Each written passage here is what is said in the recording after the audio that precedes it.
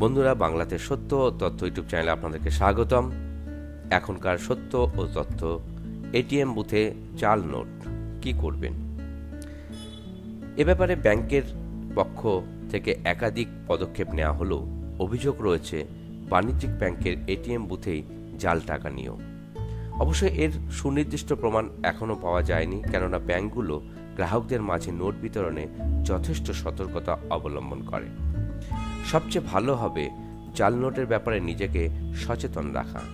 এজন্য কতগুলো উপায় অনুসরণ করতে পারেন। বুথ থেকে যথাসম্ভব কম টাকা উত্তোলন করুন। এটি জাল নোট পাওয়ার ঝুঁকি ও ক্ষতি দুটোই কমায়। আসল নোট চেনার উপায় কি জেনে রাখুন। বুথ থেকে টাকা তোলার পর ঠিকভাবে চেক করে নিন। লেনদেন সম্পর্কিত স্লিপ সংগ্রহ করুন এবং সংরক্ষণ করুন। বুথে জাল নোট পেলে ওই স্থান ত্যাগ করবেন না। এটিএম বুথে সংশ্লিষ্ট ব্যাংকের নাম্বার দেওয়া থাকে, তাতে দ্রুত ফোন করুন।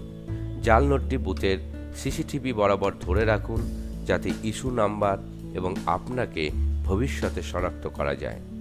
প্রয়োজনে এটিএম বুথ এড়িয়ে চলুন। কার্ড অথবা সরাসরি ব্যাংক থেকে টাকা তুলে লেনদেন করুন। মনে রাখবেন, জাল নোট নিয়ে একবার বুথ ছেড়ে গেলে ব্যাংকের আর কিছুই করার থাকবে না। বুথে জাল নোট পেলে অবশ্যই সংশ্লিষ্ট ব্যাংককে অবহিত করতে হবে। কেউ যদি এমনটি না করে চলে যায়, তবে কিছুই করার থাকবে না কোনো ব্যাংকেরই। বন্ধুরা, জাল নোট থেকে সচেতন হন। আমাদের আজকের সত্য তথ্য যদি আপনাদের ভালো লেগে থাকে, তাহলে অবশ্যই আমাদের ভিডিওটা শেয়ার করবেন। আর যারা এখনও আমাদের চ্যানেল সাবস্ক্রাইব করেননি, আপনারা আমাদের চ্যানেল সাবস্ক্রাইব করুন। এই ধরনের সত্য ও তথ্য পরবর্তী সময়ে পেতে এতক্ষণ সঙ্গে থাকার জন্য আপনাদেরকে ধন্যবাদ।